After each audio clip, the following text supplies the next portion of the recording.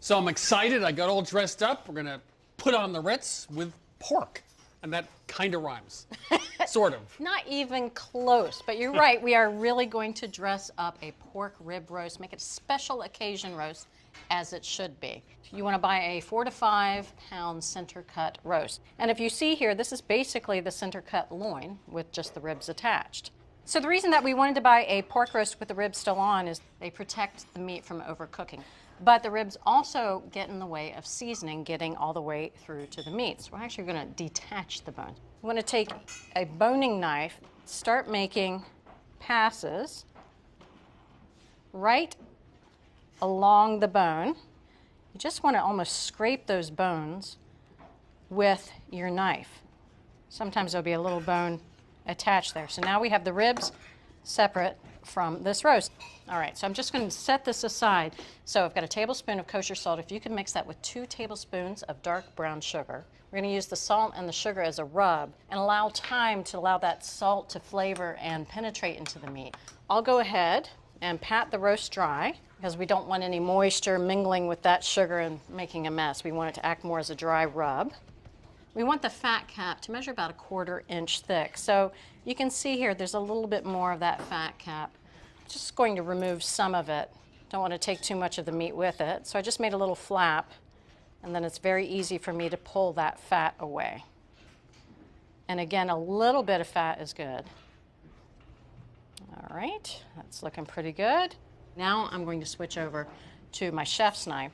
We'll make 1 inch apart, cross-hatching right through the fat, but not into the meat. And this is going to help with rendering, and it's also going to help the salt to penetrate and flavor the meat.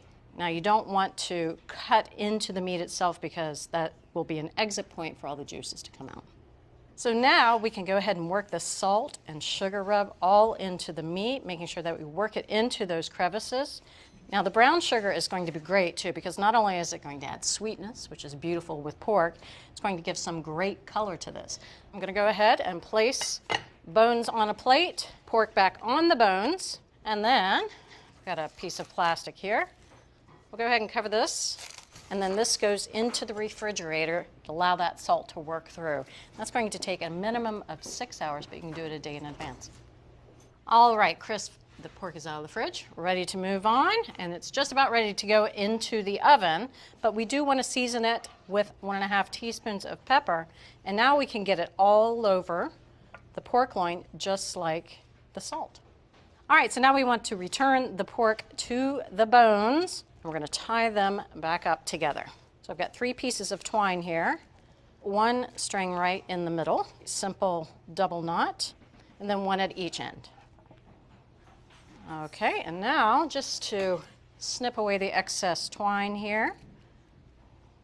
All right, last step. This is going to go fat cap side up on a wire rack placed over a rimmed baking sheet. Now we're using a really, really low oven, very similar to that we do with prime rib. It's 250 degrees. And then this is going to roast for 3 to 4 hours. We're going to end up with much more evenly cooked meat because that heat is going to slowly work through the meat. All right, Chris, our special occasion pork roast gets an equally fantastic sauce, and we're making kind of a play on a beurre rouge. This is a cup of dried cherries. I put them in 2 cups of tawny port, microwave them for a minute or 2 just to heat up the liquid, and then let the cherries steep in the tawny port for about 10 minutes. And they're nice and plump, and we're ready to proceed. So I want to strain this right into my saucepan, pressing on those cherries. And we're going to reserve the cherries on the side. We don't want to overcook them so that they turn to mush. We're going to add them right back toward the end. So to the port, I'll add a 1/2 cup of balsamic vinegar and a few sprigs of thyme, 4 to be exact. I have 2 minced shallots. Now we're going to bring this up to the boil, and then once it's there, I'll reduce the heat just a bit. We want to simmer it over medium heat until the volume is reduced down to 3/4 cup. That's going to take a good 15 minutes. All right, our port and our balsamic has reduced down to 3/4 cup. So now, before I add the butter, which would naturally be the next step, I'm going to add a 1/4 cup of heavy cream. And this is the key to making a more stable emulsion. The cream has a lot of casein proteins in it. The casein is going to surround those butter particles and prevent them from splitting. So we're going to have a much more stable sauce. Now this again needs to reduce down for about 5 minutes until it again is 3/4 cup. So now it's time to put in the butter. But before I do that, I want to search and rescue for my 4 sprigs of thyme. And now I've turned off the heat because we do want to whisk in the butter. Now this is 16 tablespoons unsalted butter that we've cut into 1/2-inch pieces, very cold, and that's going to help the sauce stay in an emulsion. So I want to only add a few pieces at a time, whisking them in, and that way it will help the butter melt evenly and again create that emulsion. If we add too many too quickly, it'll start to split.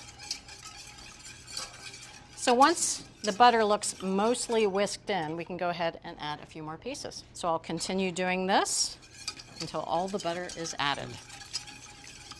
All right, let's add in the last few pieces of butter, and you can see how thick and luscious that sauce is.